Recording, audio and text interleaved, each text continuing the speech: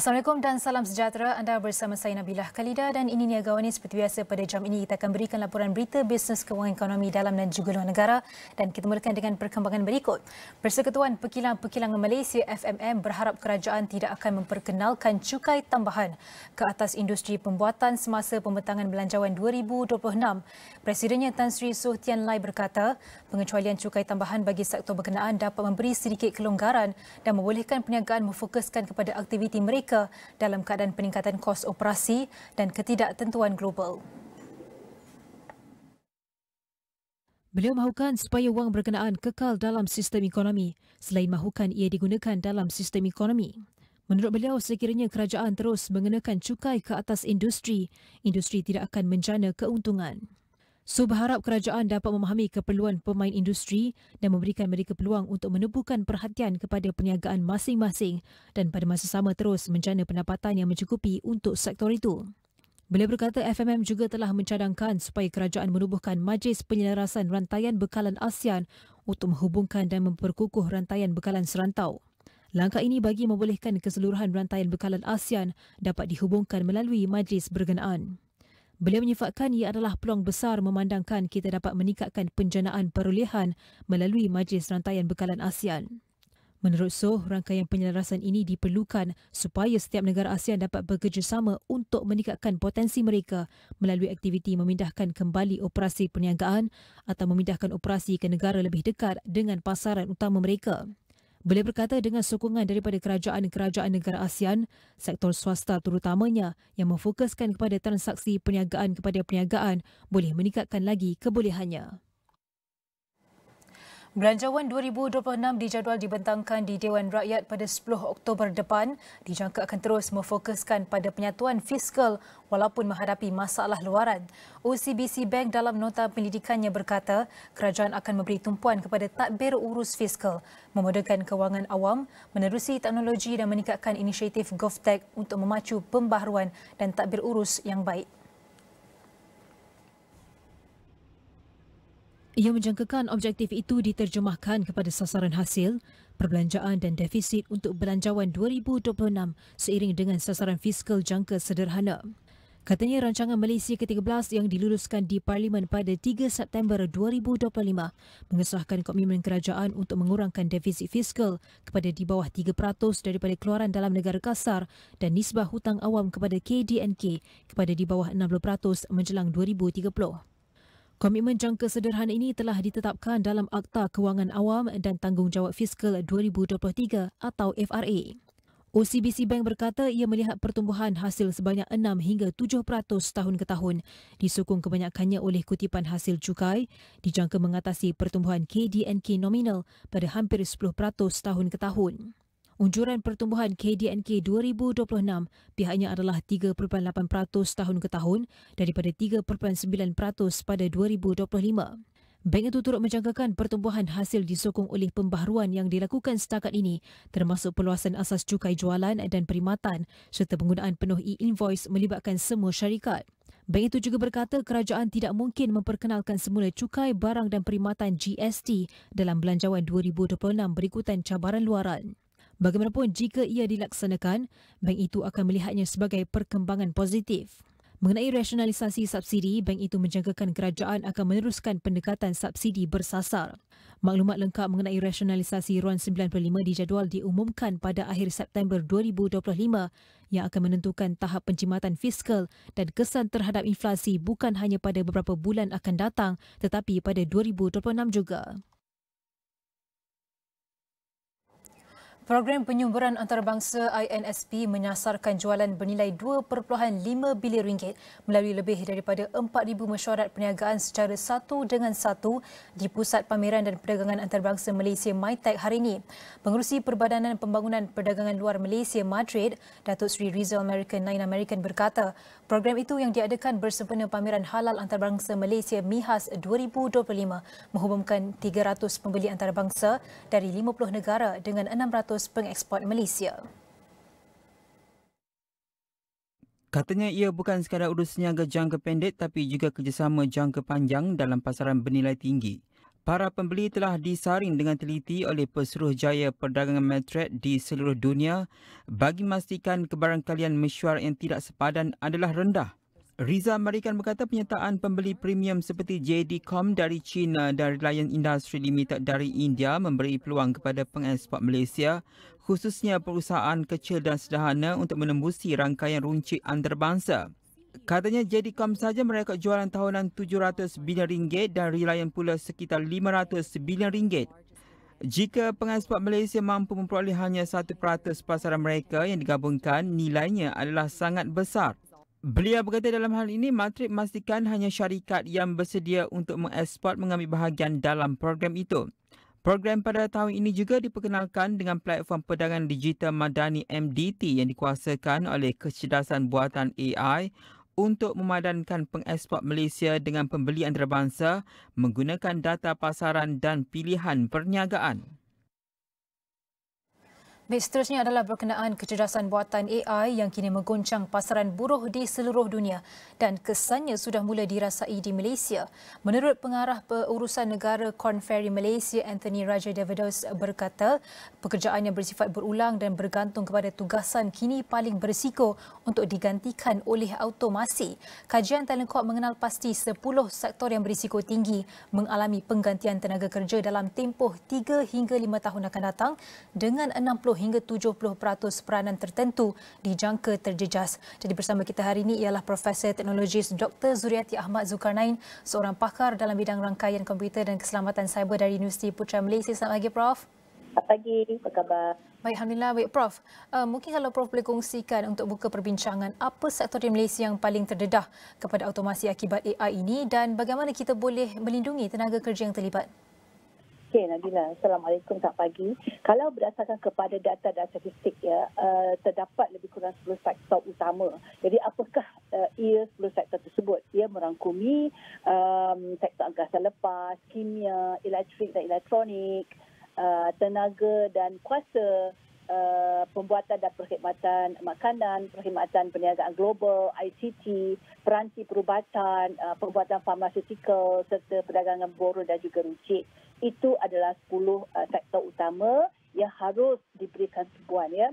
Jadi kalau kita lihat di Malaysia, sektor tersebut sebenarnya terdedah, ya. Sektor yang banyak terdedah adalah seperti pentadbiran, perkhidmatan asas, logistik dan juga runcit.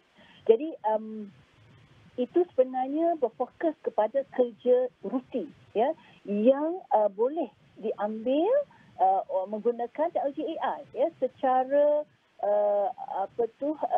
automated. Jadi cara untuk melindungi pekerja adalah melalui melakukan program reskilling dan juga upskilling. Maksudnya di sini majikan, ya, harus melihat secara tuntas apakah skop pekerjaan yang dilihat berlaku secara rutin yang seharusnya ditambah baik, di mana pekerja akan diberikan kursus-kursus kalau kita lihat sekarang, of course lah macam mana untuk kita adopt AI, ya. Jadi melalui upskilling dan juga reskilling. Apakah dia bentuk-bentuk program kursus-kursus reskilling dan upskilling? Ianya pelbagai sebenarnya. Boleh dilihat dalam aspek kursus secara online, secara modular, melalui program-program yang berjalan secara micro-credential. Jadi majikan boleh peruntukkan pekerjanya untuk melalui kursus-kursus tersebut mengikut time keselesaan mereka di luar waktu kerja. Jadi ini akan membantu program reskilling dan upskilling ini berlangsung dengan lebih bagus, lebih mantap dari aspek AI services, perkhidmatan AI, dari aspek cyber security, keselamatan cyber dan juga data analitik, ya. Ia bukan saja melindungi pekerjaan, malah akan menciptakan peluang-peluang kerja baru, ya, bila majikan boleh melihat, ya, secara lebih proaktif apakah ruang-ruang yang perlu ditambah baik. Seperti yang Prof katakan, apa yang penting adalah upskilling dan reskilling untuk setiap individu. Tapi kalau kita lihat dinamika ataupun perubahan ataupun transformasi teknologi AI ini sangat, orang kata, kompleks dan bergerak dengan pantas. Jadi adakah sistem pendidikan dan latihan semasa ini cukup fleksibel untuk kita tangani perubahan pantas dalam teknologi dan juga keperluan industri supaya kita dapat menyimbangkan kedua-duanya? Kalau kita lihat, ya, sistem pendidikan, ya, ianya masih ada sedikit jurang ya, di mana teknologi ini bergerak sangat pantas. Jadi kita harus melihat bagaimana untuk melakukan adaptasi terhadap sistem terhadap kurikulum itu supaya lebih fleksibel, yang boleh menawarkan program-program khusus-khusus yang berbentuk modular dan juga melalui kelangsungan kerjasama yang strategik ya dengan industri, supaya ya pekerja boleh ya ataupun potensial pekerja itu boleh menyesuaikan diri dengan kemahiran-kemahiran baru. Jadi ini harus dilihat dari aspek ya pendekatan yang dilakukan oleh kebanyakan universiti di Malaysia ya, di mana ianya turut menawarkan kursus-kursus micro-credential merangkumi bidang AI, blockchain ya, dan juga data science ya. Jadi kursus modular ini sangat pendek, biasanya 2 hingga 6 minggu yang boleh dikumpulkan jam kreditnya yang bersifat lifelong learning ya, pembelajaran sepanjang hayat. Ini sangat penting dan kita boleh lihat ya seperti mana Singapura ya memperkenalkan Singapore Skill Future, di mana rakyatnya boleh mendapat kredit pembelajaran seumur hidup, lifelong learning credit melalui bidang-bidang teknologi digital, dan automation dan juga AI. Tapi kalau kita nak lihat mungkin dari segi langkah-langkahnya pula, mungkin apa antara steps yang perlu kita ambil untuk kita bina budaya pembelajaran berterusan ataupun lifelong skill ni dalam kalangan pekerja, khusus untuk mereka yang ada dekat pertengahan kerjaya ni, mungkin dah yang plan untuk bersara dan juga orang kata nak berhenti kerja. Jadi bagaimana untuk kita tingkatkan orang kata upskilling dan reskilling mereka ini?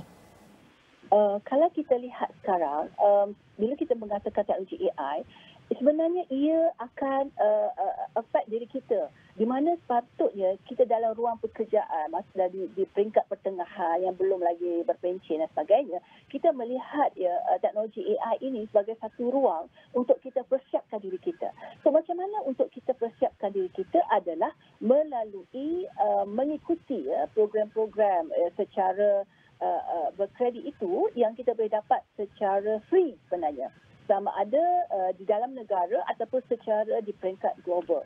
Dan kita melihat sekiranya kita berdeal dengan aktiviti rutin harian, of course di situ kita merasakan akan berlaku satu hari nanti automation, di mana kita masih lagi belum melaksanakan kerja-kerja rutin tersebut. Harusnya kita melihat macam mana untuk kita perbaiki kualiti pekerjaan tersebut. Jadi ini akan motivate diri kita ya untuk mengikuti ya sebarang kursus ataupun program secara online yang dibantu juga oleh majikan yang memperkenalkan sistem kredit ya, di mana mereka boleh melakukan di luar pekerjaan. Dan kalau saya nak boleh ambil sikit menelusuri kajian Telecorp yang mengenal pasti 10 sektor yang berisiko dan akan memberi kesan kepada 3 hingga 5 tahun akan datang dengan 60 hingga 70% peranan tertentu dijangka terjejas. Mungkin Prof boleh orang kata jelaskan kepada kami apa dari segi cara ataupun budaya ataupun persekitaran pekerjaan yang akan berubah dalam 3-5 tahun akan datang yang boleh kita jangka. Yang saya nampak lah ya, sebenarnya ia lebih kepada pekerjaan rutin lah sebenarnya. Di mana kalau kita lihat kalau aspek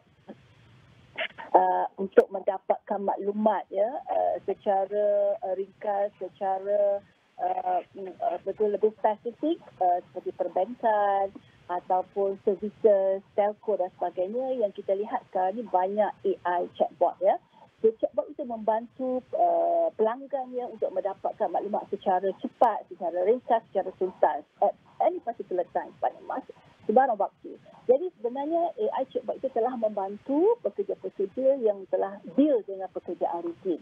Cuma macam mana pekerja ini boleh dimanfaatkan untuk melihat ya aspek-aspek masalah yang lebih kompleks ya, melibatkan akaun ya, melibatkan pergantian plan dan sistem dan sebagainya, di mana klien-klien akan pergi berjumpa dengan pekerja-pekerja ya di sebarang agensi. Jadi inilah yang dikatakan human touch yang tak ada pada AI chatbot itulah ya. Itu sebagai satu bentuk contoh ya macam mana untuk kita memahami bagaimana AI ini boleh mengganti kesemua pekerjaan yang dilakukan secara rutin ya. Namun yang kompleks harus ada human touch di situ yang di mana menjadi rujukan untuk customer dan juga klien.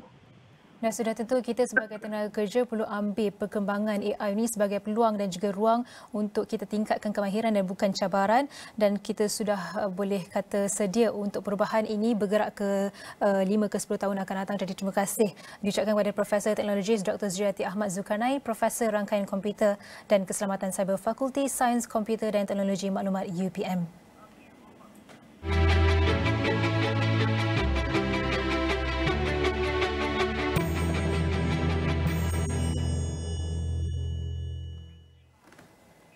All right, now we're in the segment of Jiwa SME, where Southeast Asia is home to over 70 million small and medium enterprises, where it is the backbone of its economy. But as climate risks intensify, SMEs are increasingly being called to play a bigger role in sustainability, where carbon financing, once a niche concept, is now emerging as a powerful tool to help businesses reduce emissions while unlocking new revenue streams. One of these startups leading this charge is Reclimate, where a climate tech company that transforms agricultural waste into climate solutions. So with operations expanding across 5 Southeast Asian countries, Reclimate is helping farmers and SMEs tap into the $10 billion carbon offset potential projected for the region by 2030. So joining me today is Yovindra Kanazin, the CEO and also co-founder of Climate. How are you? Good morning. Hi, morning Nabilah. Thank you for having us today. Thank you for coming all the way to our studio. Perhaps to start, we could start with tell us a bit more on Reclimate and what you guys do to help actually becoming with sustainability in 2030. Sure. So Reclimate is a climate tech company, like you rightly mentioned. We help the farmers to unlock value from their waste. Particularly what we realize is that waste produced in the farms can be used productively in the form of biochar. So a lot of farmers, as we all know, resort to 2 options when they have waste. Either they resort to open burning, which is very bad for the environment, bad for them, smoke, pollution, etc., etc. Or the other option is they just dump it around their farms, where it happens something what we call as uncontrolled decomposition, resulting in a lot of greenhouse gas emissions.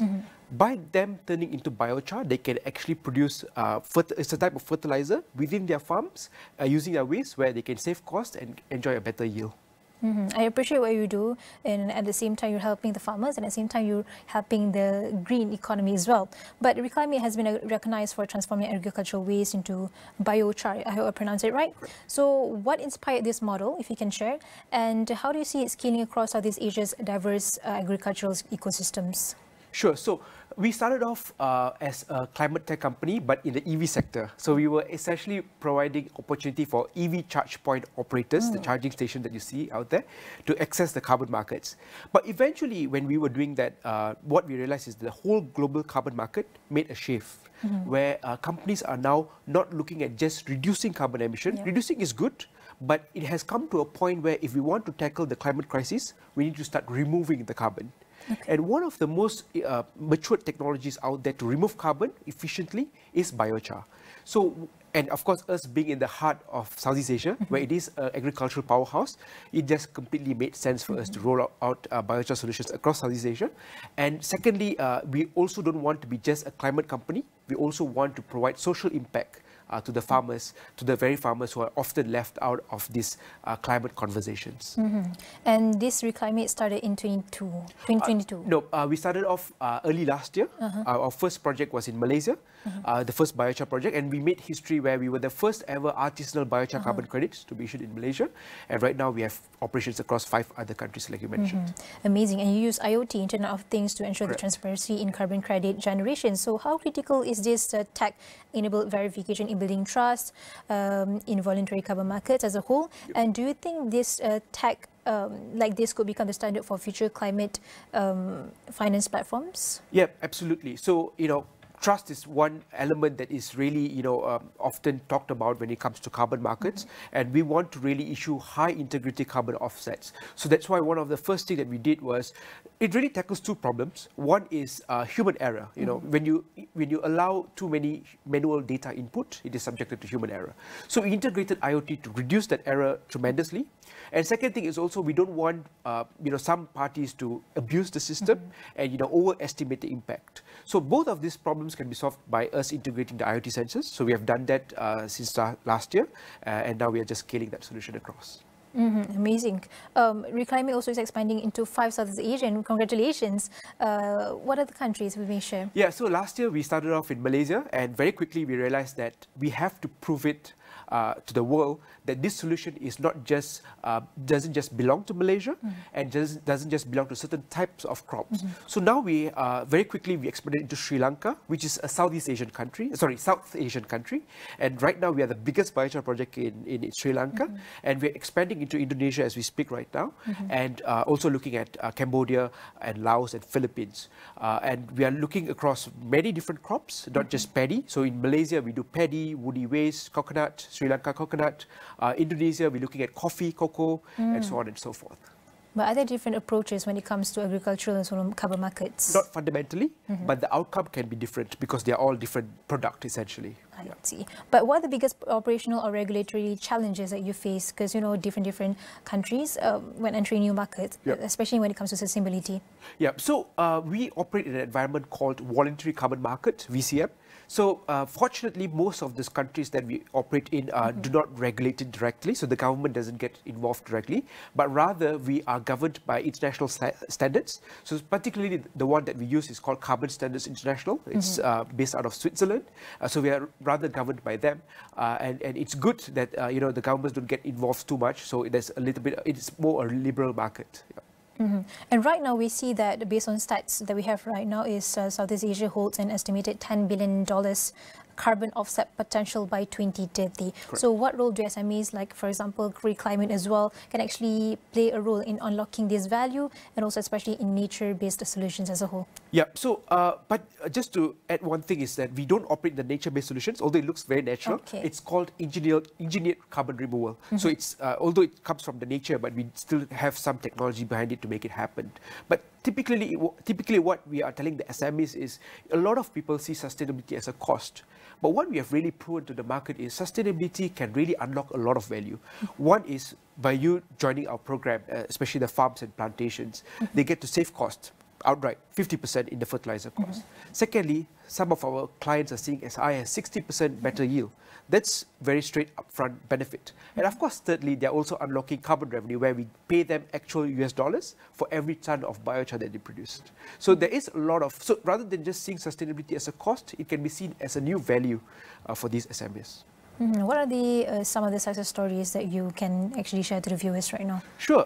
Right here in Malaysia, so when we started off last year, we worked with one SME called Seafood Chinese Sedan Berhad, here in Selangor actually, and they are an organic certified plantation. They're the world's biggest lemon myrtle, which is a niche crop, and they're exporting it to Europe. You know, organic certified farms and plantations, one of their biggest challenges is the input. The fertilizer has to be certified, and it's expensive. So what we have helped them to do is to turn their waste into very high quality organic agricultural input, which is biochar. So straight up, they saw 50% cost savings in fertilizer, and then their yield also improved, and they're now able to serve very high profile European clients who are not just conscious about organic products, but also sustainable products. So they're able to now price their products much higher in the market. But on the other side, we see that the region's carbon markets are still fragmented. Correct. So what kind of support or reforms do you think actually governments should prioritize to actually help SMEs thrive in this industry? Sure. So of course, it's a bit fragmented, but where we are coming from, none of our credits are sold in this region. So 100% of our credits are sold in Europe or US, but the money is channeled to Malaysia and Southeast Asia to do the projects. I think one support that I really think the governments can support, many of the carbon projects today are very bankable. You know, we have got off-take agreements for the carbon credits for very long term. So one area that the governments can come in and do is help us to finance the project. It could be a government guarantee project or a government guarantee scheme, or it could be direct financing scheme. It doesn't have to be a grant. It can be a financing where it can be repaid later once the carbon credits are sold. I think that would be a great lever for us to scale. But are there any particular validations or credits or registry that you're working on to actually validate your credits right now? Yeah, we are very much. So we were the first in Malaysia and many countries that we operate in. We use Carbon Standards International. That's the registry. It's based out of Switzerland. It is the leading standards for biochar. So they focus purely on biochar. I heard that you participate in global challenges like Shell, LiveWire, and Correct. Korea ASEAN SDG Challenge. So how was that, and how have these platforms helped shape your strategy? Sure. So the first ever challenge that we won was Microsoft Green Tech Challenge in Singapore. And actually, Microsoft is the world's biggest carbon credits buyer from carbon removal technologies. So actually, the first advice, so to speak, came from Microsoft to ask us to look into the carbon removal. So we actually adapted it, looking back right now. Not just that, we are also very lucky that we won Shell LiveWire in Malaysia. Globally, we were one of the winners of Shell Top 10 Innovators. And just 2 months ago in Philippines, we won Grow Asia Innovation Challenge. Wow, Grow Asia is backed congratulations. by, thank you very much, is backed by World Economic Forum and ASEAN Secretariat. So we do win a lot of these things, and it really motivates us to go further beyond what we do. We have about 2 minutes left. If you could share beyond carbon credits, how do you actually measure the social and also environmental impact of your project, especially in rural communities? Sure. So we do both quantitative, which is coming directly from our platform, and qualitative data. So qualitative includes, we talk to the stakeholders, not just us. We bring in independent auditors from Germany to talk on an annual basis to these farmers to see how are they actually benefiting from it. Do they see the results? Those kind of information that we get. We also very rigorously test our biochar product because we understand it's associated with food systems. So we make sure there's no heavy metals, it's of high quality, and it doesn't bring in any detrimental effects to the very people who are consuming the food products that are using biochar. So some of those things that we take into account. So where do you see Reclimate perhaps in 5 to 10 years' time with all the technological advancements that we see right now? Sure. We are very fast evolving. A lot of R&D has been going on as we speak. So one is, of course, very straight up, we want to scale across the region. Secondly, we are now pilot testing in another Southeast Asian country using mining waste to capture carbon. And thirdly, we have just signed an MOU with an international mining company that's operating in Malaysia to turn ex-mining sites into carbon capture and storage sites. So those are some of the innovations that we are working on very hard, and we'll be scaling that in the next 5 to 10 years. Amazing, amazing. Thank you so much. That was Yovindra, the co-founder and also the CEO of Reclimate. And we look forward to seeing Reclimate continue to grow and lead the way in sustainable development across the region. And for now, we'll go for a short break. We'll be right back.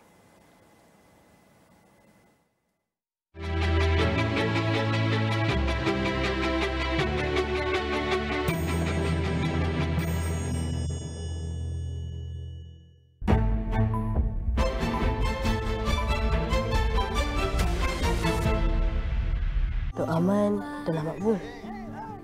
Abang nak keluar dari sini kan? Kita cari bilik sewa kan? Ni rumah saya. Jangan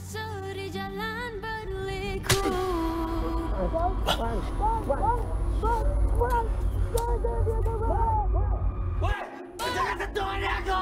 Jangan dia pergi mana? Ada nampak tak 2 orang budak ni? Ni, saya cari 2 orang budak ni. Tak ada sini lah. Awak mau ambil jadi anak ya? Tapi awak kena masuk Islam. Ha?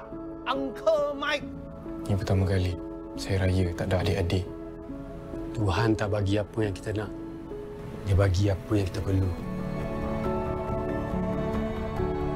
Uncle Mike buat saya percaya yang ada lagi orang baik dekat dunia ni.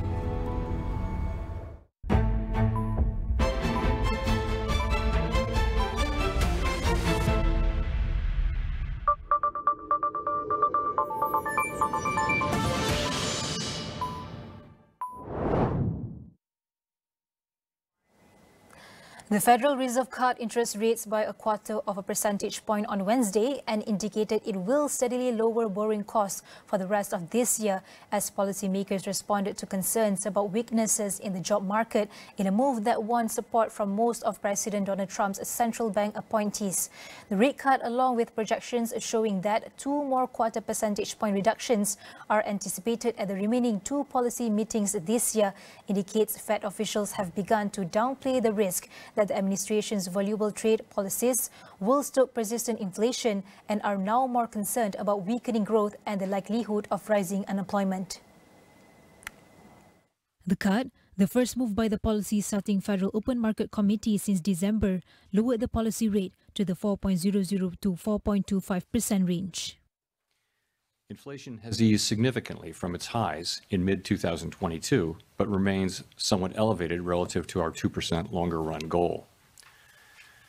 Estimates based on the Consumer Price Index and other data indicate that total PCE prices rose 2.7% over the 12 months ending in August, and that, excluding the volatile food and energy categories, core PCE prices rose 2.9%.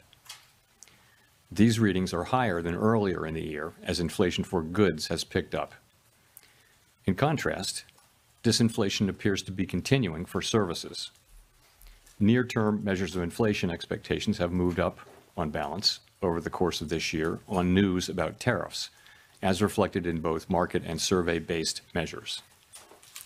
Beyond the next year or so, however, most measures of longer-term expectations remain consistent with our 2% inflation goal.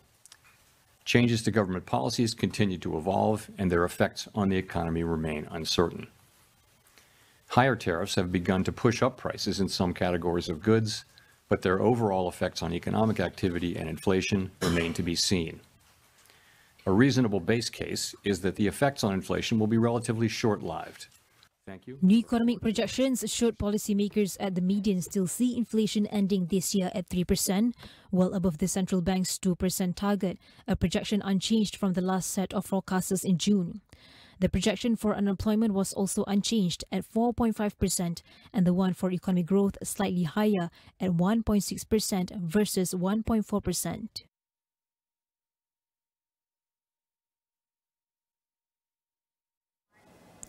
Meanwhile, Fed Chair Jerome Powell said on Wednesday, September 17th, that the body was strongly committed to its independence after it cut interest rates by 0.25 percentage point. The US Central Bank is also undergoing a notable reduction in the ranks of those who work for the institution. He said the central bank is currently in the process of shedding 10% of its staff.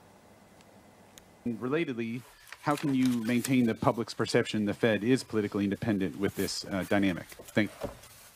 So we did welcome a new committee member today, as we always do, and the committee remains united in pursuing our dual mandate goals. We're strongly committed to maintaining our independence, and beyond that, I really don't have anything to share. So in terms of reform at the Fed, we just went through a lengthy and I think very successful process of updating our monetary policy framework. I would say there's a lot of work going on behind the scenes around the assets we have in the Federal Reserve system and at the board. Are they the right size? We're actually going through a 10% headcount reduction through the whole Fed, including the board and all the reserve banks. The employment at the Fed at the end of that will be basically at the same level it was more than 10 years ago. So we will have had zero job growth for more than a decade. The Nasdaq and the S&P 500 closed lower in choppy trading on Wednesday after the US Federal Reserve cut interest rates by an expected 25 basis points, and Fed Chair Jerome Powell cited the weak job market. The Dow closed higher after meandering during Powell's speech. The rate cut was already priced in by investors, according to data compiled by LSEG. The stock market's doing more or less what I would have expected. We didn't get the 50 basis point cut, which would have been a shocker. We got exactly what we expected. We were at these similar levels before the Fed announcement. We got a little bit of a spike right after the announcement. We got a sell-off, which is what I would have expected. Buy on rumor, sell on news. Everyone in the entire world knew this 25 basis point cut was coming. It was about a 97% probability. But the bottom line is that just moving forward, what are we seeing? Mortgage rates are coming down. We just had a record amount of refis that we haven't seen in a while. It means people are going to reduce their monthly mortgage costs, more money in the consumer pocket. And that translates to corporations. It's across the whole economy. So I do think that you have to stay bullish. And by the way, the last numbers that we saw with regard to investor sentiment They're almost 50% bearish, which I always love seeing that. I want to see a lot of bears because markets love to climb that wall of worry. I just get nervous when everyone's bullish. We're far from it. So look, we're certainly due for a pullback. We can have one at any time. We've had a heck of a run since April 2nd, but I would use any meaningful sell-off to be adding to positions. The European Commission on Wednesday proposed to suspend free trade agreements on Israeli goods due to the war in Gaza, even though the measure does not currently have sufficient support among the European Union's member countries to pass. EU Foreign Policy Chief Kaja Kallas also proposed a package of sanctions on 2 Israeli ministers as well as violent settlers and Hamas members. The proposals followed EU Executive Chief Ursula von der Leyen's announcement last week on a new package of measures on Israel over war in Gaza. Today in the college we also addressed the war in Gaza. Israeli government's push into Gaza City is a new escalation of the war and will further deepen the humanitarian crisis. Today, I presented a robust package of sanctions of Hamas terrorists, extremist ministers in the Israeli government, and violent settlers and entities supporting the impunity going on in the West Bank. The Commission adopted a proposal to partially suspend trade concessions. Commissioner Šefčovič will update you on the trade details in a minute. And I want to be very clear. The aim is not to punish Israel. The aim is to improve the humanitarian situation in Gaza. All member states agree that the situation in Gaza is untenable. The war needs to end. The suffering must stop and all hostages must be released. We must use all the tools we have towards this outcome.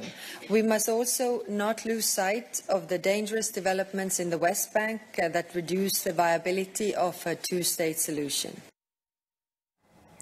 Europe's plans to phase out Russian energy and commodities more quickly will not affect Russia and will not force it to change its position, Kremlin spokesman Dmitry Peskov said on Wednesday.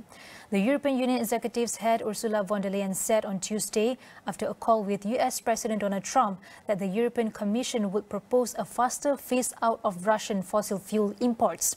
Peskov also said that Russia would prefer the crisis in Ukraine to be resolved through diplomacy. He said Russia maintains its position and remains open to negotiations. He added that EU's initiatives are hostile toward Russia and that they mistakenly believe that continuing the sanctions policy can somehow influence the position of the Russian Federation.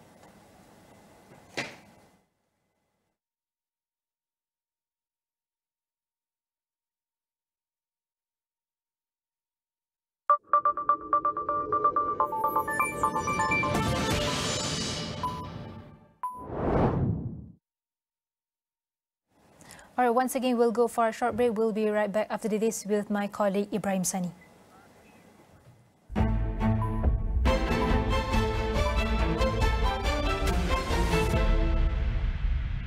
Uniform Tentera Darat Malaysia TADM bagi peserta program latihan khidmat negara tidak seharusnya menjadi isu hangat. Jenayah penipuan pelaburan mencatatkan jumlah kerugian tertinggi pada tahun ini setakat 2 Februari lalu. Kementerian Pendidikan memandang serius isu peningkatan trend penggunaan rokok elektronik. Lembaga Lebuh Raya Malaysia LLM memperluaskan larangan kenderaan berat memasuki lebuh raya pada waktu puncak di beberapa jajaran terpilih di sekitar Lembah Kelam. Tariffs on imports of products from China reaching up to 145%. Tariffs on the rest of the world are sitting at 10%, with the potential for reciprocal tariffs to be reimposed within 90 days. Kunjungan rasmi Presiden China ke Malaysia ini menunjukkan komitmen kedua-dua negara untuk meningkatkan hubungan diplomatik ke tahap yang lebih strategik.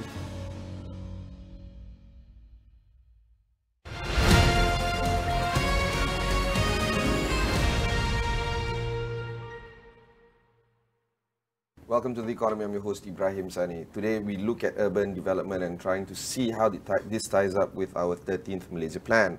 Very recently, a few months ago, we saw the launch of the Kuala Lumpur Development Plan 2040, or the Plan Tempatan Kuala Lumpur 2040. It was launched by the Federal Minister as well as fellow dignitaries within the ambit of the Urban Landscape Development Project. In this conversation today, I have with me the Honourable Mayor of Kuala Lumpur, Datuk Sri Maimunah Muhammad Sharif. Datuk Sri, thank you very much for taking the time to speak with us. Yeah. The idea here is to see how the TPKL 2040 is going to tie up with the RMK 13th. That is going to be kicking off 1st January soon. And we also understand that there's a lot of items that is within the transformation plan that we saw being launched very recently. Could you describe to us how important this type of program is when it comes to urban development, and how we can see Kuala Lumpur to be the most livable city in ASEAN in the years to come? Yeah, thank you so much for having me today. And let me put the local plan of Kuala Lumpur 2042 into 3 perspectives. The first one is that in Malaysia, we have a very good planning system.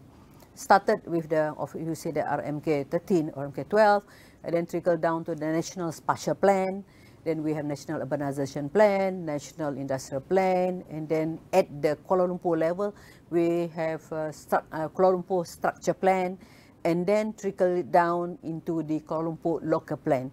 Kuala Lumpur Local Plan is the lot-to-lot basis.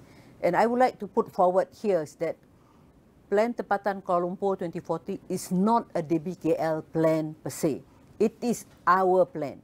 It is warga kota, I mean the people were living in Kuala Lumpur's plan, and also the investors' plan. So meaning that this local plan is also created, you can see it as the guidance to guide development with all the principles like sustainable, resilient, leaving no one behind, city for all, and taking care of climate change. And at the same time, there's also a planning control, meaning that the do's and the don'ts. So we have around 176,000 plus lots, land lots in Kuala Lumpur, which is already identified what can be done, how much can you do, what is the density, what is the plot ratio. If the investors would like to come and invest in Kuala Lumpur, there's a ready plan. They can, if they want to buy a land, they know that this is the land, zone for residential, and the next door is zone for residential. It won't be, never be industry next to their development. So meaning that this is also a guide and also a control for development. It's very much linked to the RM13 and all the other national plans. So it's like translation of the national policy into the local level at the Kuala Lumpur level. But because of that, who owns where's the ownership then? If it's not, say, for instance, the DBKL plan, is it at the Ministry of Housing, Ministry of Urban Development, or Ministry of Federal Territories? Somebody must own this mega plan. Yeah, this local plan is, of course, developed or formulated by DBKL. But to me, it's owned by everybody, meaning that we are the custodian.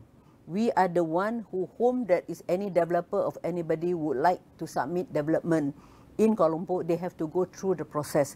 We are the one who are the custodian, and we also to make a decision whether the plan or any new proposal for development can be approved or not. So meaning that in this case that PTKL 2040 is also custodian. We are the custodian. We have to make sure that we follow, because we are the local authority which approve or decline or reject any development or any proposal in the city. But the plan is for everybody. Let's say if you have a piece of land in Kuala Lumpur, you have to follow the zoning, the density, the plot ratio, whatever is translated or formulated in the plan. Because when we prepare the plan, we have gone through public participation. We have gone through a process in 2019. Go through the process, if I'm not mistaken, around 53 public engagement. We received 28,000 inputs from the public. So this is our plan. This is people's plan. But the custodian the plan, of course, is belong to the BKL. We are the custodian, but actually to me, this is investment plan. Let's say if anyone who would like to go out of Malaysia to maybe for the business trip, please bring the local plan, because this is the plan, the D plan that when any investors, anybody who would like to invest in Kuala Lumpur, they have to follow this plan as a guidance, and I say that is in a way that is to guide them, and also to as a plan to guide development, as also to control development. Clearly, you are the woman of the hour. If anybody is to execute such a plan as this, it would be someone of your caliber. You were the Executive Director of UN Habitat. That was the last time we spoke together on air. Right. But a lot has moved on since. You were the Mayor of Penang. Maybe a little bit of a test drive of what is to come, which is Kuala Lumpur. And you can benchmark the kind of the local plans that you are currently executing against that of many other cities around the world that you've seen. And with KL, there are a lot of uniqueness and challenges that is salient towards this city as opposed to other cities. But there are also many other similarities that KL has with other cities. In fact, when we talk about urban development plan, we talk about zoning laws and the like, these issues are seen in other cities as well. Where do you see the challenges lie when it comes to executing a plan, a long-term plan as this, as opposed to, you know, the short-term measures and trying to you know, maneuver the quick wins? Where is the I guess pitfalls that you're very concerned about, that you need to navigate very clearly and perhaps even communicate these kind of challenges to your stakeholders? Yeah, thank you for that question. So that when I was in the UN, I have the opportunity to travel to a few cities, and many of the capital cities in the world, they are also facing the same challenges and the same, more or less the same opportunities as Kuala Lumpur. I'm not from Kuala Lumpur, but after 1 year here, I realized that all the challenges and all the opportunities is common. For example, like if you look at Kuala Lumpur, meaning that is what is actually that in Kuala Lumpur, we have the local plan, as you said, but this local plan, we have gone through to many ministries. The ministry, all the Ministry of Environment, Transport was involved in the preparation. And then it's also all the NGOs and all the developers and all that involved in the preparation.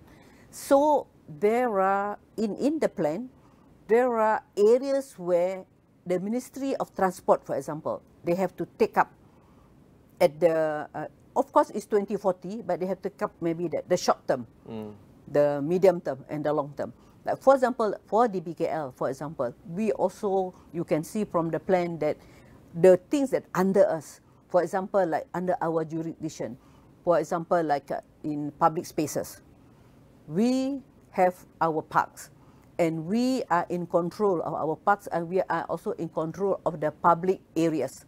So, for example, there is mentioned there, by 2040, we hope to get, each of us will have 20 square meters of public spaces.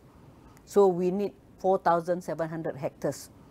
And then from there, we are also looking into how can we walk within the Kuala Lumpur, seamless connectivity, walking like in other cities, like in New York, or like in Paris, or in London for that matter.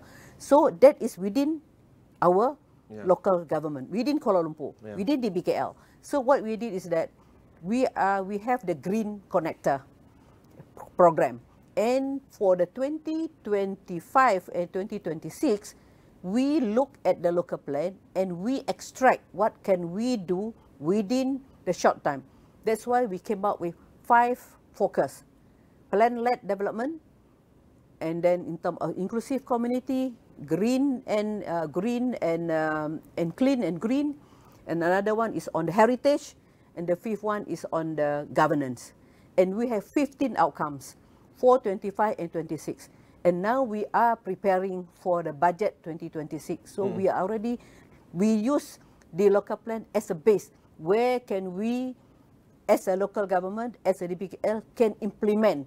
We extract it, for example, like public spaces, housing, affordable housing. We have the council housing, and also the Lestari Niaga. I mean, for the affordable hawkers complex that we are within us, and also for the pavement and for smart city, we are also involved in the using AI innovations and all that. So each of us, actually, if you look at the plan, you can extract actually your under each ministry and each department jurisdiction, and you can plan for the 5-year plan or for the yearly plan. So I think it's very, very clear because the local plan is the implementation plan. Sorry, I just need to go back to the statement that you said you're not from Kuala Lumpur. I think many of, I don't know the numbers, but I think 90% of Kuala Lumpur dwellers are not from Kuala Lumpur. Yes, We're from everywhere in Malaysia. Yeah. And I'm sure that big cities around the world also have that kind of demography, but I think Kuala Lumpur has the most because of our, I would call it mid-range distance from other big cities in Semenanjung at least. And with the rise of East Malaysians coming over to find work and job opportunities here, clearly Kuala Lumpur is the melting pot of all this. And when you say that all these ministries are, they can take a slice of their own jurisdiction and carry out their own yearly plan accordingly, your task of ensuring that each and every single jurisdiction, be it ministry or be it private companies who want to develop, whatever it is the stakeholders can be, it becomes monumentally important for you to keep track of what they take, and also, of course, and when I say take, keep track of what they want to execute according to the plan, and also perhaps nudge them accordingly to keep track according to the plan. And seeing that the Prime Minister is going to announce the budget in just a few weeks from now, I would assume much of the 2026 budget have been discussed and debated and everything is final at this point in time. Are you comfortable with the kind of conversations that you've had with many of these stakeholders in executing the plan on a year-to-year basis? So, for instance, for 2026, are you happy with the kind of things that the stakeholders that you are talking to and working with, are they at least going according to the plan, so to speak? Yeah. What is formulated in the local plan actually is their proposal. Is the ministry, for example, like look at Ministry of Transport. They want to construct this road or monorail MRT, so MR3. So actually, what is translated or formulated in the local plan in terms of the proposal map and the strategy actually is input from them, because we don't know their proposal. So when we prepare the local plan, we have a task force. We discuss with them what do you want to include in the local plan up to 2040. Actually, it's their input. So it's their role to implement the plan according to the input that they give it to us, because that proposal map or the local plan is a gazetted document.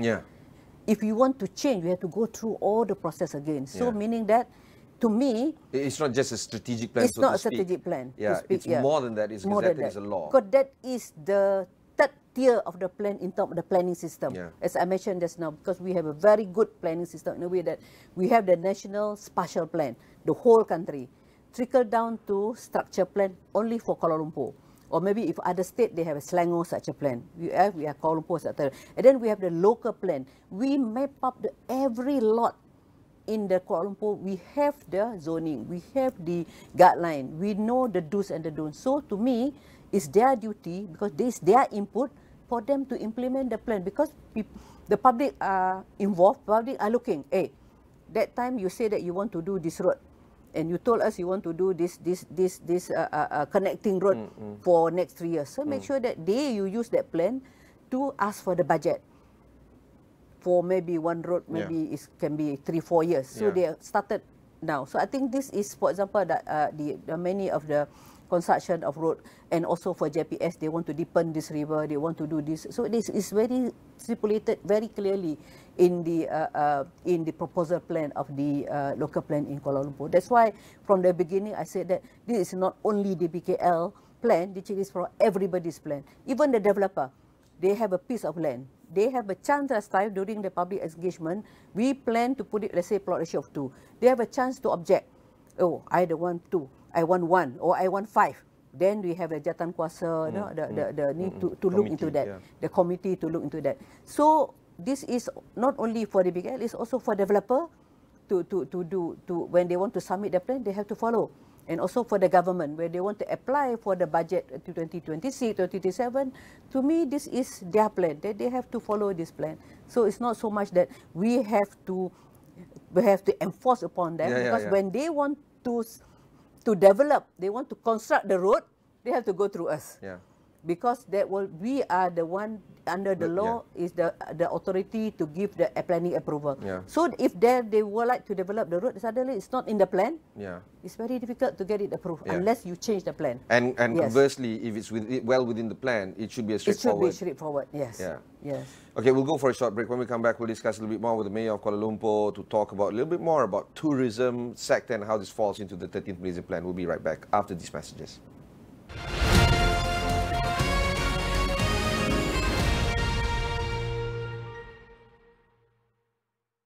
Ada yang perdebatan bahawa GST perlu dikembalikan semula kerana ada yang mempertikaikan bahawa SST itu tidak efektif. Isu buruh kanak-kanak bukan sahaja dalam bentuk fizikal tetapi juga bentuk moden yang lebih licik dan juga terselindung. Kita tengok buruh kanak-kanak dan ada juga buruh paksa kanak-kanak. Kumpulan FB dikenali sebagai grup budak-budak sekolah rendah yang didakwa menyebarkan gambar remaja perempuan tidak senonoh telah pun ditutup.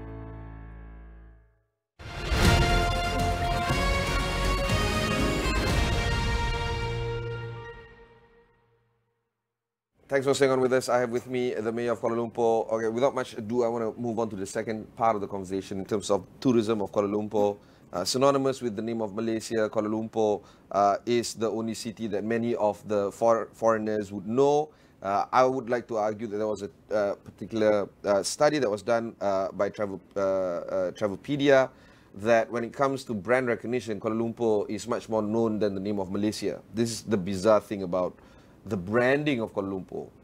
And you know, I would like to argue, you know, when it comes to sports, for instance, we have so many cities in Malaysia that have, you know, better sports brand recognition to their city as opposed to Kuala Lumpur. Kuala Lumpur FC, for instance, while good in its own right, is not like, say, for instance, JDT.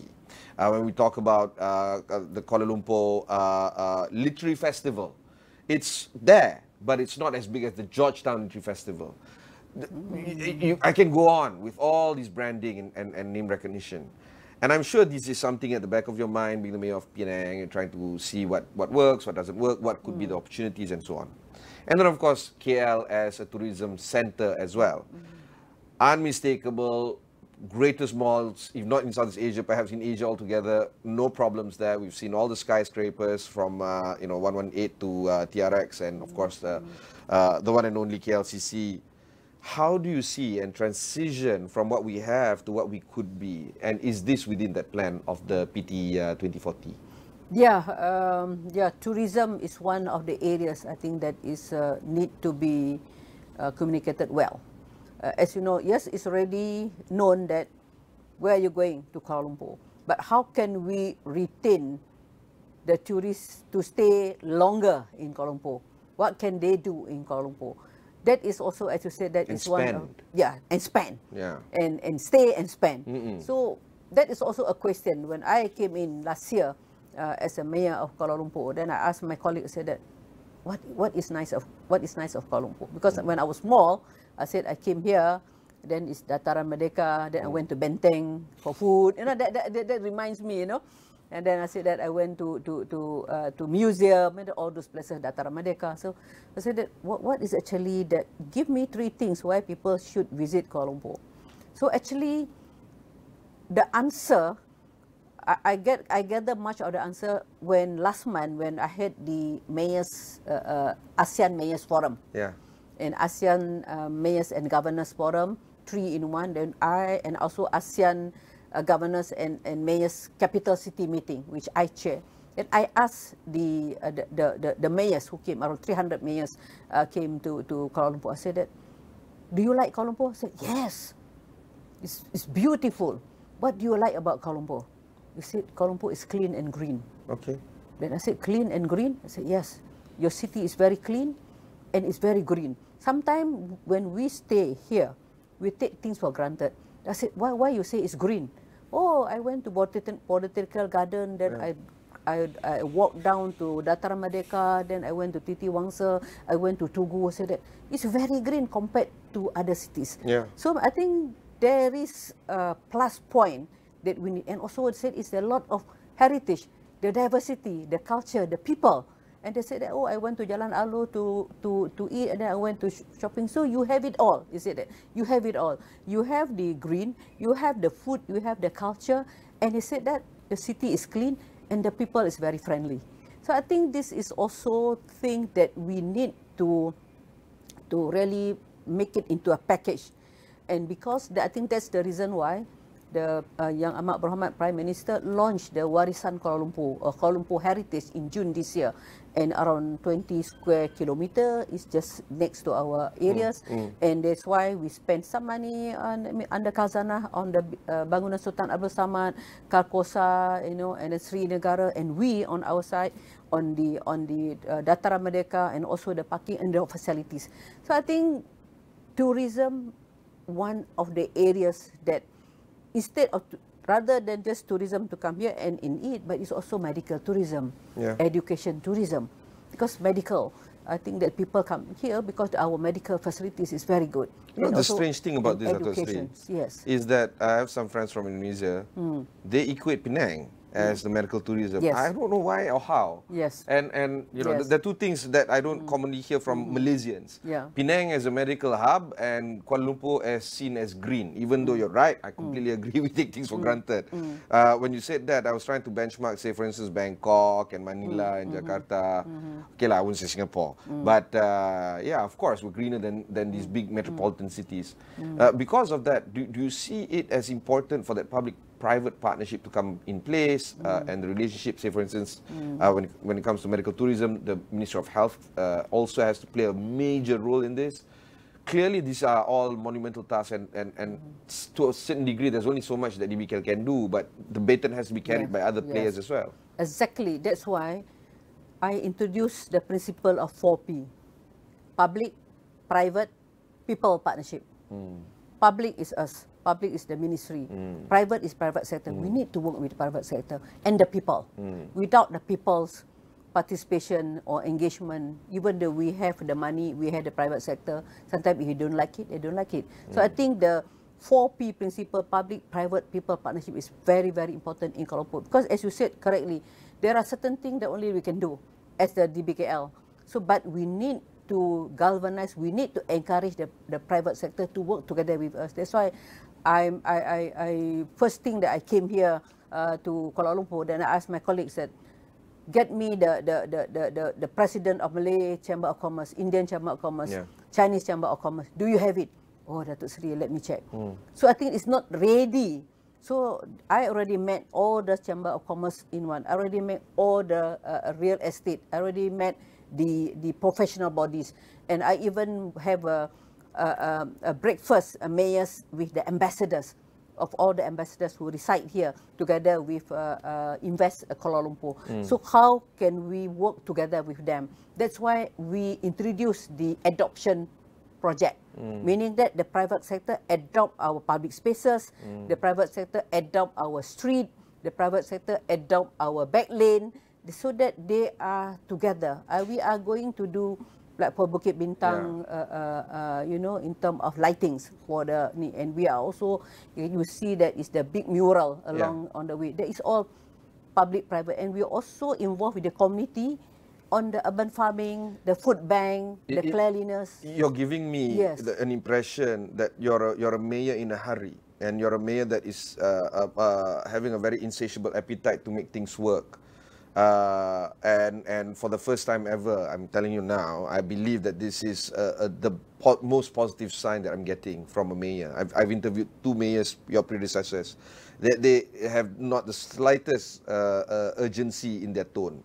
But with you, it seems like all the people need to catch up with you.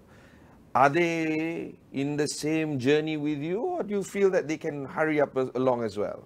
Yes, they give me the full support, especially my people, the DBKL staff. I need to gain their trust. I need to lead. I need to show them the way. So I think that I am well. Thanks God, Alhamdulillah, that I received the very good cooperation from my own people. I have 9,400 staff.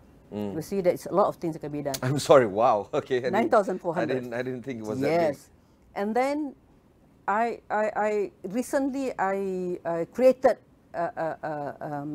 one body called SPEED, SPEAD, Surveyors, Planners, Engineers, Architects, Developers. Because with them, I said that let us discuss how can we implement the local plan. This is your local plan. How can we implement the local plan? Let's work together. Then I also recently, yesterday, I went for the KLCCC Sustainable September. Then I call upon them, please, can all you in the KLCC, you are here, you are the CEO of all these big, can you work together with me? I said that I have a project called Green Connector. I want to connect, I said, TRX with 118, with KLCC, and also with the Dataran America, seamless, that you can walk, you can stroll your baby's stroller, you can walk without any interruption, and nice. Then they said, yes, let's do it. Then next week I'm calling for a meeting. And I have also meeting with UOB CEO. I said, let's do something in front of our office. Your headquarters is They're just here behind us. Yes, and it's beautiful office. Then Ms. Ang Wewe said, let's do it. And I already formed a task force. So we are now doing something. So I said that, yes, I am the mayor in the hari because I think that I have not enough time. I don't have time. I'm sorry. I have to also ask this question, Datuk Sri. Last week you issued a statement to support DBKL being open, transparent, having high integrity. There was a case, or currently still happening, where the Malaysian Anti-Corruption Commission has taken action against very senior people inside DBKL. And while there are noises out there, I take it as good because this is exactly what we need. Right? You can't get the things done if your own situation and your own people are having some issues as well. And of course, in the 5 pillars that you spoke of just now, you spoke about governance being the key. So, yeah, corruption is one thing, or anti-corruption, and then trying to get the processes done to optimize operational efficiency is another. Then there is also legitimacy and mandate. Now, this is outside of your ambit. When it comes to local council elections or electoral mayor systems and the like, it is well within your powers. But what do you see, or what would you like to share when it comes to these kind of topics? That some are within your area of concern, some is outside. What's your general statement when it comes to these governance issues? To me, is in order for any organization to excel, there are at least 3 things. One is leadership. Second is capacity. Capacity, it can be funding, it can be expertise. The third is governance. So when you talk about governance here, you talk about integrity. I always mention, integrity is not only corruption. Integrity, you come to the office, you do what you're supposed to do according to the SOP and according to the rules and the regulation. If you have to come and punch card at 8 o'clock, you have to come at 8 o'clock. If you have to do the work from 8 to 5 and there's a break 1 hour for lunch, do that. Because I used to tell them, if let's say your pay is 5,000 a month, divided by 30 days, how much is it?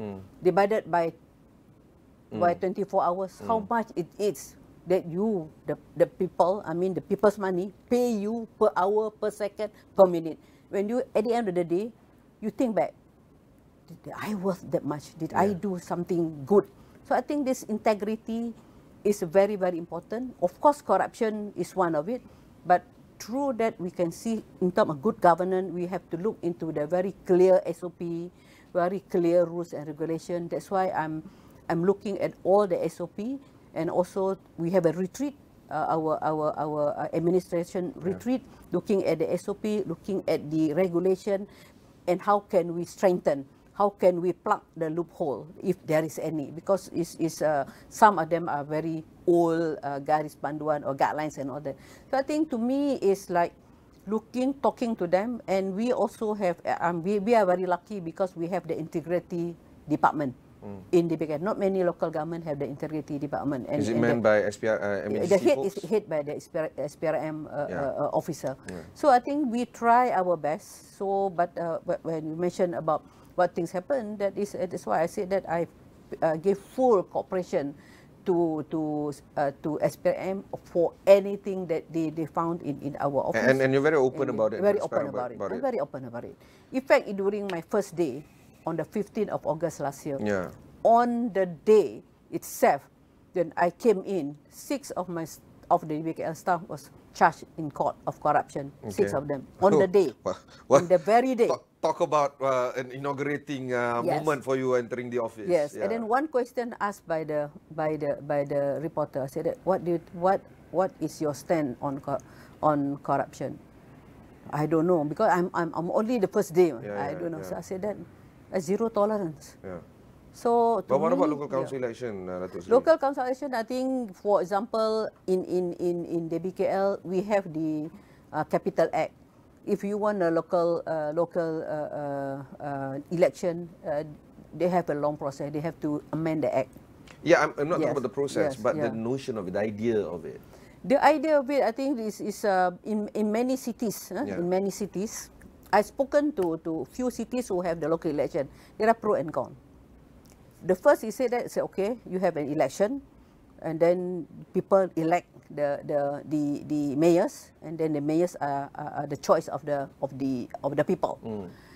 But when on the other side, this is real story. He said that mayor, at that time I was in executive director UN Habitat when I asked.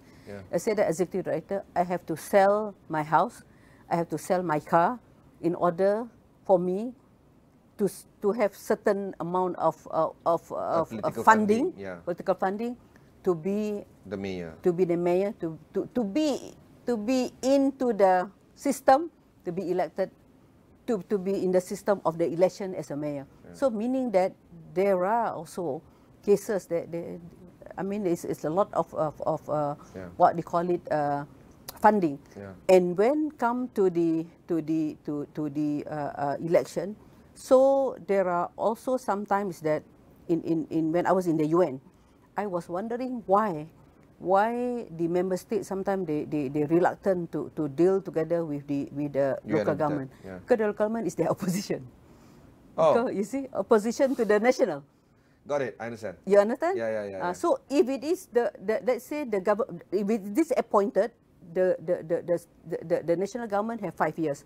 So they appoint the people whom they think that they can work with, they can promote, implement their policy, something like the Labour government in the UK, the city is run by, say, the Labour, but the National is a Tory party, and therein lies the issue. But all in all, do you support electoral mayorship, or you think that Malaysia needs to mature into it later? To me, I have the opportunity to work in the UN and looking at that. I think that Malaysia, the present system, to me, it works well. It works well. And the only thing is that we need to implement what we preach, what we said. Yeah, and PTKL 2040 is one of the testament of that. Yes. Okay, we'll go for one short break. When we come back, we'll discuss about the main issue right now about Kuala Lumpur, which is trying to make this into a financial hub of the region. We'll be right back after these messages.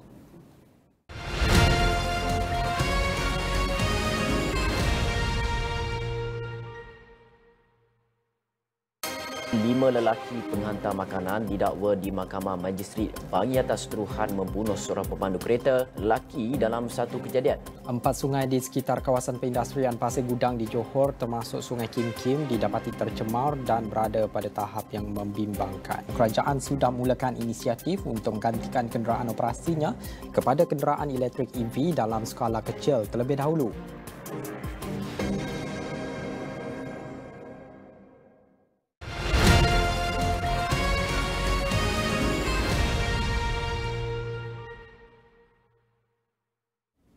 Thanks for staying on with us. We're in this extended interview with the Mayor of Kuala Lumpur. The financial district of Kuala Lumpur is going to be the big topic of the day. Some of the names, some of the parties that you spoke of are very critical, including private banks, including the financial hubs that we have right now, TRX for instance, and many more. Do you see Kuala Lumpur, talent is something of my ambit in my current workplace at the Ministry of Economy. That is completely understandable. But in terms of the infra and the facilities that is being provided, do you think that Kuala Lumpur has what it takes? In fact, what would be the additional factor that needs to be brought into place and within the powers of, say, for instance, DBKL and local government to make sure that Kuala Lumpur continues to be the unassailable champion of the financial services hub for this region and perhaps even super scale what Singapore is trying to do right now? Because I think that will be the main competitor for us in this topic. Yeah. I think from what I see that Kuala Lumpur have all the infrastructure to be the financial hub of financial sector compared to other cities. I think we have the infrastructure, we have the talent. I think what we need is that how can we galvanize, how can we improve further in terms of the infrastructure and also the talent that we have. Because it's in Kuala Lumpur, let's say you compare to other cities like in New York or in Singapore. So I think you look around, when I asked the same question to the mayors during the ASEAN Mayors Forum, they said that you have everything. So what we really need is that we really need to make it work. For example, we have the TRX 118, KLCC, and all the headquarters of bank, all the data center are here. So I think we are in the right. And for DBKL, our duty is that when these investors coming in, for example, the investor for the data center coming in, our duty is that how can we provide the enabling environment? Yeah. What enabling environment here is that how can they invest here fast? How can the decision of the planning approval can make it fast? Because for a business, every second, every day counts. Yeah. So the fast approval, that's why we embark into the One-Stop Center 3.0, OAC online, meaning that anywhere in the world, you don't need to come to DBKL to submit your planning application if you want to have to develop a data center here. You can be in New York. As long as you have internet, you can submit your plan and we can process. And we make it very clear that if all comply, we will do it in short time. So I think that is the enabling factor, approval. At the same time, it's also the infrastructure. And at the same time, we also become the facilitator. I used to tell my colleague, don't be a frustrator. We have to be a facilitator. For that, they can facilitate if they need. I'm sorry, but DBKL has been a source of frustration for me at times. Please. Yeah, I hope that you can see the changes No, definitely. Yes, And I'd like to point out, right, it's been a year since you took office. Looking back these past 12 months, are you happy with your own progress? I'm asking you to self-criticize yourself right now. I think from an outsider, not many would have something poor to say about what your performance has been for the past year. But you yourself at your own standard, because just to remind everyone, Datuk Sri Maimunah is the first Malaysian to be elevated to the Executive Director Office. The first Asia, thank you. Let alone woman. And every step of the way, you're always trailblazing. The first woman, the first Malaysian, the first woman, the first Malaysian, everywhere we go. And some of my colleagues from AWANI went to, I can't pronounce the word, in Poland. Katowice. Katowice, yes. And they were all at awe with how you held your ground there. And they tell me about it, right? Back in Bukit Jalil. And clearly you would be your own harshest critic, I would argue. And when the Prime Minister and the government appointed you as the Mayor of KL, everybody thought that you were overqualified for the job, I suppose, because of your pedigree. But looking back after 1 year, are you happy with yourself? Yes, I'm happy within the environment that I am in. When I came in, I have my plan. But Allah is a big planner. On the third day I was here, banjir, flooding. It's the first test. On the fifth day, sinkhole. I have my plan. Oh, yes. That was on the fifth day? On the fifth day. On the first week, as a mayor, a sinkhole. I have my plan. I have a plan, what I want to do within the first week, second week, third week. It's very beautiful plan before I step into the DBKL on the 15th of August. But God, Allah said, okay, that you have to handle with the flood. On the 5th, you have to handle with the sinkhole.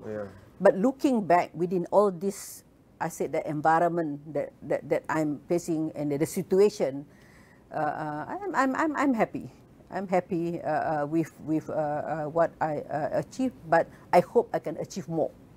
But of course, there is also a limitation, and sometimes during the I would like to do more, but at the same time, when I was in the 2024, I'm implementing the budget which is approved by the previous mayor. I'm following through. But 2025.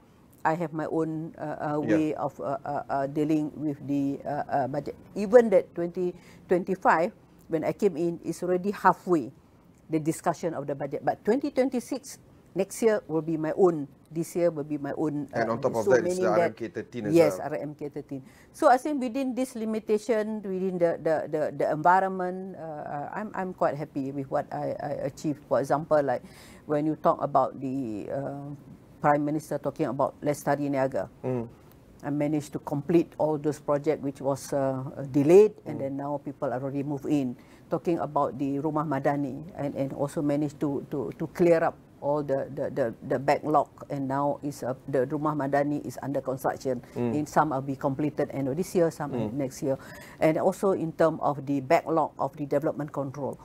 When I came in, it was around 1,738 plans. Still, there is no decision. I managed to clear it up in December 2024.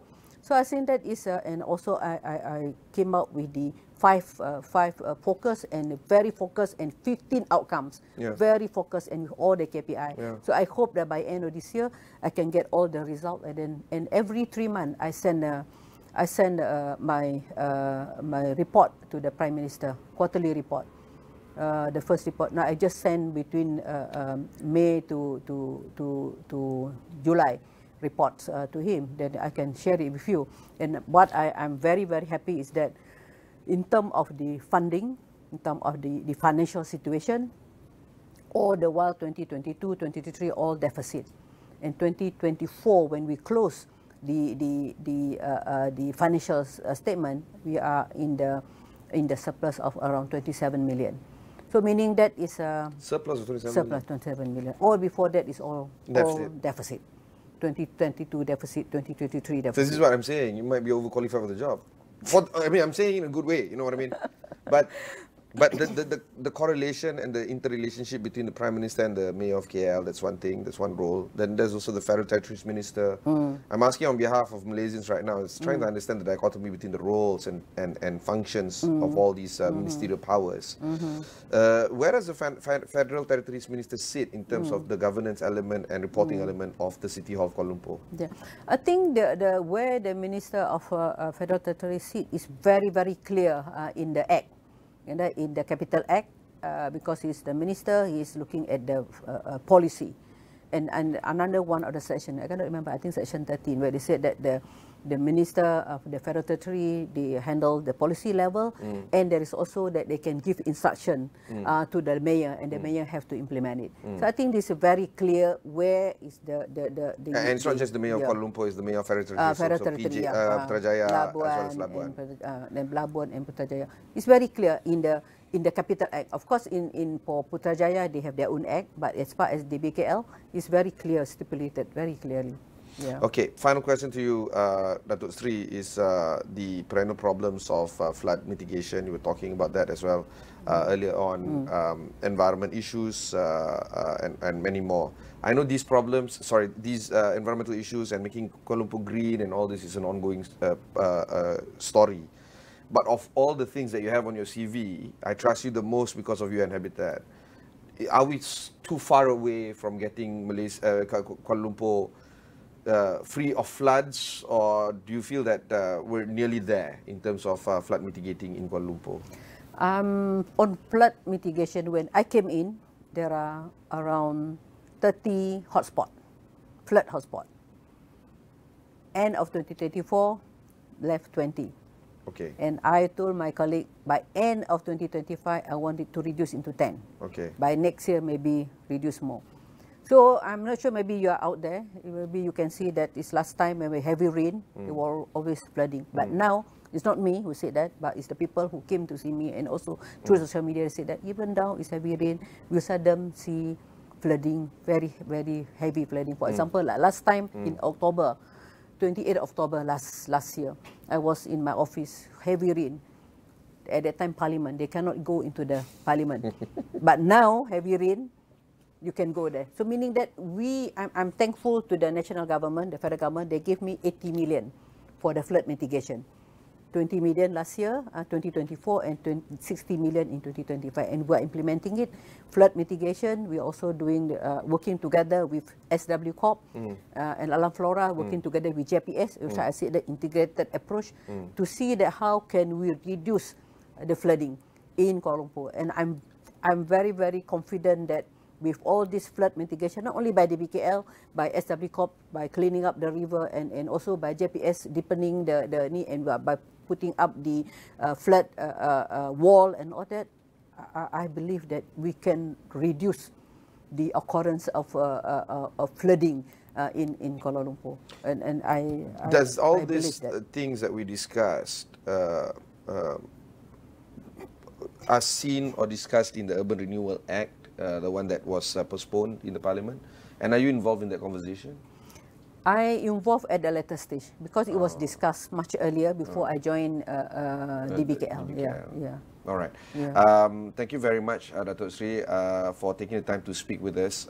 We discussed a lot of issues. Thank you. But we would like to have you again maybe next year to talk about the progress of PTKL. Yes. If you want to learn more about the work of Datuk Sri Maimunah, there's a lot of conversations that can be found on her on our site at astro.com. You can also find out more about the work of DBKL also on our site, especially with the upcoming ASEAN summit that's going to happen very soon. But for now, we take a break on this and continue on with the following programs. Catch you in the next one.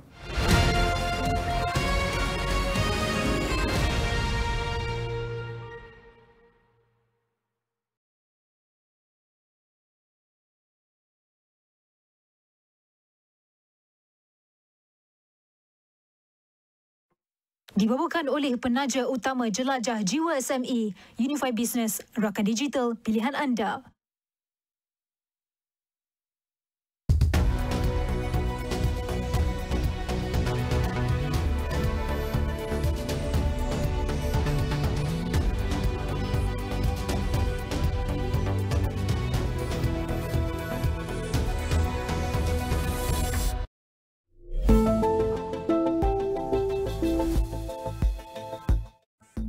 Assalamualaikum, salam sejahtera. Saya Nazri Kaha, ini agenda AWANI. Malam ini kita akan memberikan analisis pasca sidang kemuncak Arab dan pemimpin negara Islam yang berlangsung